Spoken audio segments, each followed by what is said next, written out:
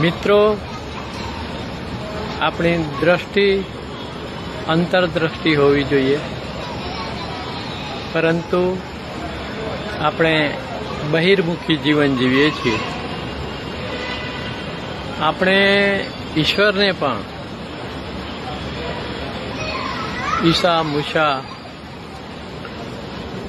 રામ કૃષ્ણ બધાને મંદિર, મસ્જિદ, ગુરુદ્વારા અને ચર્ચમાં જોઈએ છીએ. આ જે બહિર્ગામી દ્રષ્ટિ છે એ આપણને ભટકાવી દે છે. આપણે ભીતર દ્રષ્ટિ કરવાની છે, અંદર દ્રષ્ટિ કરવાની છે, આપણા હૃદયની અંદર જોવાનું છે. ગીતામાં ભગવાન કૃષ્ણ વારંવાર આનો ઉલ્લેખ કરતા કહે છે કે ઈશ્વર સર્વભૂતાનામ હૃદેશ અર્જુન તિષ્ઠતિ ભ્રામયન સર્વભૂતાની યંત્રારૂઢાની માયયા. તો ઈશ્વર બધાના હૃદયમાં બેઠો છે અને બધાને આ માનવ યંત્ર ઉપર બેસાડીને તેના કર્મો પ્રમાણે ગુમાવે છે. અહમ આત્મા ગુડાકેશ સર્વભૂતાશય સ્થિત અહમ આદિશ્ચ મધ્યમ ચ ભૂતાનામ અંતે. હું બધાના હૃદયમાં બેઠા છું. હું બધાનો આદિ, મધ્ય અને અંત છું. સમમ સર્વેષુ ભૂતેષુ તિષ્ઠંતમ પરમેશ્વર. બધા ભૂતોમાં હું સમરીતે બેઠો છું. સમોહમ સર્વભૂતેષુ મમે વાસો જીવલોકે જીવભૂત સનાતન. હું બધા જ જીવોમાં, બધા જ ભૂતોમાં એમના હૃદયની ભીતર બેઠો છું. સર્વભૂત સ્થિતમ યો મામ. બધા ભૂતોના હૃદયમાં હું બેઠો છું. યો મામ પશ્યતિ સર્વત્ર સર્વમ ચ મયી પશ્યતિ તસ્યાહમ ન પ્રણશ્યામિ સચ મે ન પ્રણશ્યતિ. એવી રીતે જે મને બધાના હૃદયમાં બેઠેલો જુએ છે એ જ ખરું જુએ છે, બાકી બીજું બધું જ ખોટું જુએ છે. તો આવી વાતો કૃષ્ણ ભગવાને ગીતામાં આટલી બધી કરી હોવા છતાં પણ આપણે આપણી બહિર્ગામી જે દ્રષ્ટિ છે, બહાર જોવાની આપણી જે વૃત્તિ છે, એને આપણે બદલી શકતા નથી. એક નાનકડી રચના એના સંદર્ભમાં છે કે હું તું આતેમાં છે એક ઈશ્વર. હું તું આતેમાં છે એક ઈશ્વર. ઈશા મૂષા ના રામ ને ચિતર. તો બહાર જે તમે જુઓ છો એ તો માત્ર ચિત્રો છે. અંતરદ્રષ્ટિ ડેવલપ કર્યા પછી ભીતર જે અનુભૂતિ થાય છે એ ઈશ્વરીય છે, એ દિવ્ય છે, એ પરમ તત્વની અનુભૂતિ છે કે હું તું આતેમાં છે એક ઈશ્વર. ઈશા મૂષા ના રામ ને ચિતર. હું તું આતેમાં છે એક ઈશ્વર. ઈશા મૂષા ના રામ ને ચિતર. હું તું આતેમાં છે એક ઈશ્વર. ઈશા મૂષા ના રામ ને ચિતર. પરમ તત્વ છે ચૈતન્ય રૂપે.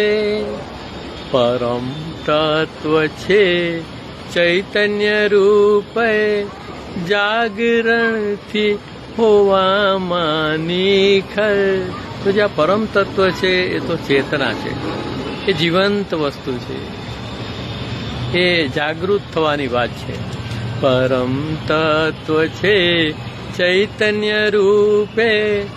જાગરણથી હોવામાં નિખર. તો આપણું હોવાપણું છે એમાં એક સ્થિત થઈ જવું, શાંત ચિત્ત થઈ જવું, અને મૌન ચિત્ત થઈ જવું, તો આપણે નિખરી શકીએ. હું તું આ તેમાં છે એક ઈશ્વર, ઈશા મૂષા ન રામ ને ચિતર. સમજ ને સદવિવેક જાણ. તો બે વસ્તુ જે ખૂબ અગત્યની છે એ સમજ. સમજ શબ્દોથી નથી આવતી, સમજ મૌનથી વિકસે છે. સમજ એ ખૂબ અઘરો શબ્દ છે, એવી રીતના વિવેક પણ ખૂબ અઘરો શબ્દ છે.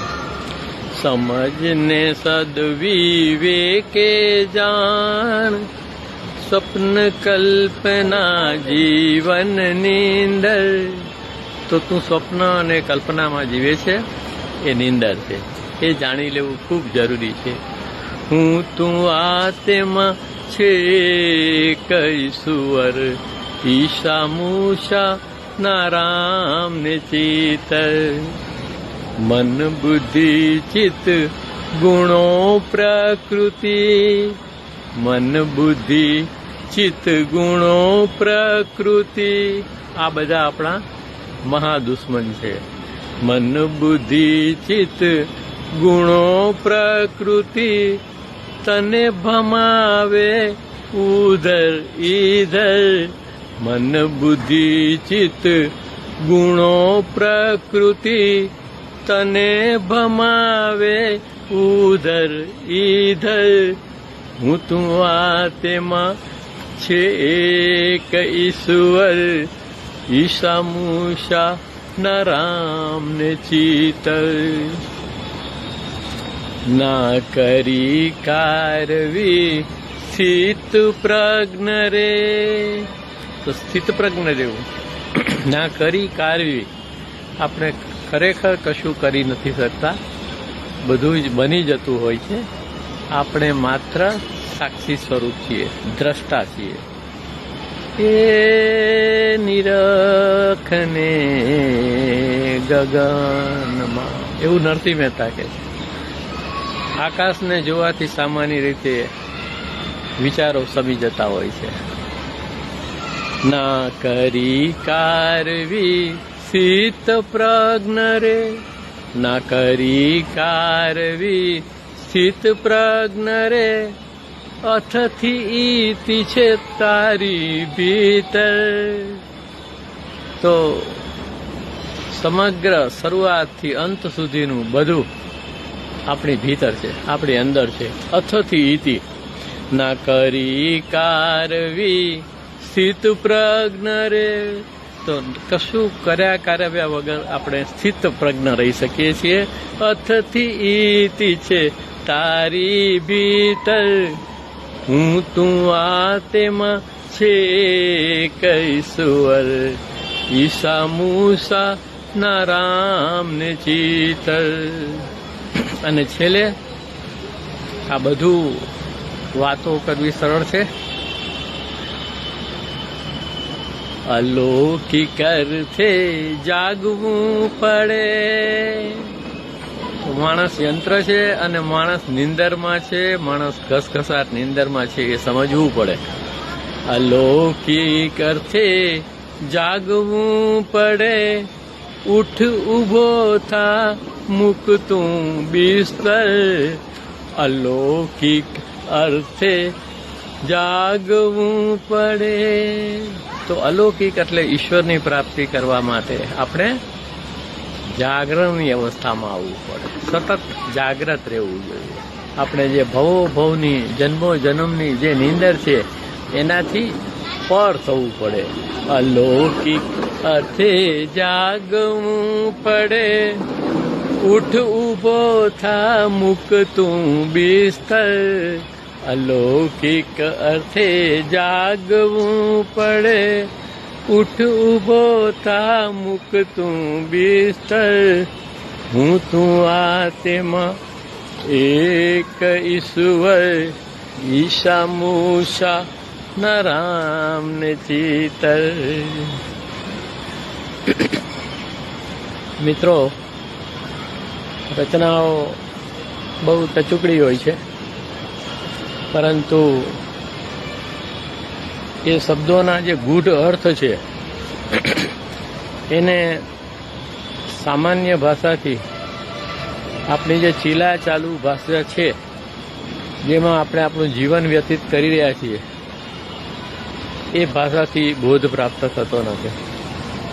આપણે જેનામાં સમજ વિકસિત થઈ હોય એવા સમજદાર માણસોના નાના નાના ગ્રુપોમાં જો આવી વાતોનો પ્રસાર અને પ્રચાર કરીએ તો ધીમે ધીમે એક એવી સ્થિતિ અથવા તો ગ્રુપ નિર્માણ થાય છે કે જેનામાં સમજ વિકસિત થાય છે.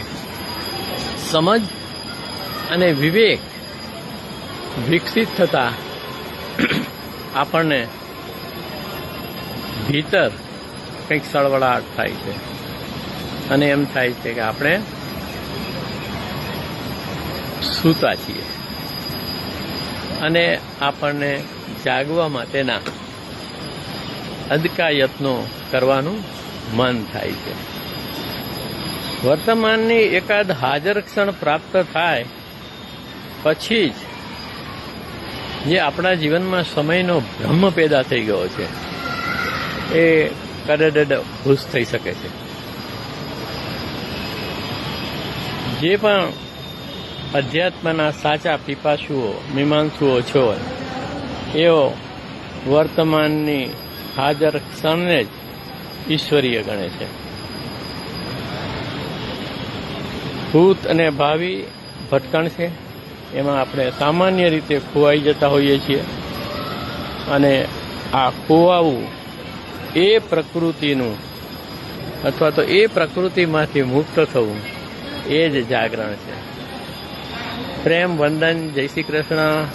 વાસુદેવ સર્વમ કૃષ્ણાત પરમ કિમપી તત્વમહમ ન જાને. મિત્રો, રચના ગમી હોય તો આધ્યાત્મિક મિત્રોને જ શેર કરવા વિનંતી. પ્રેમ વંદન. જય શ્રી કૃષ્ણ. વાસુદેવ સર્વમ.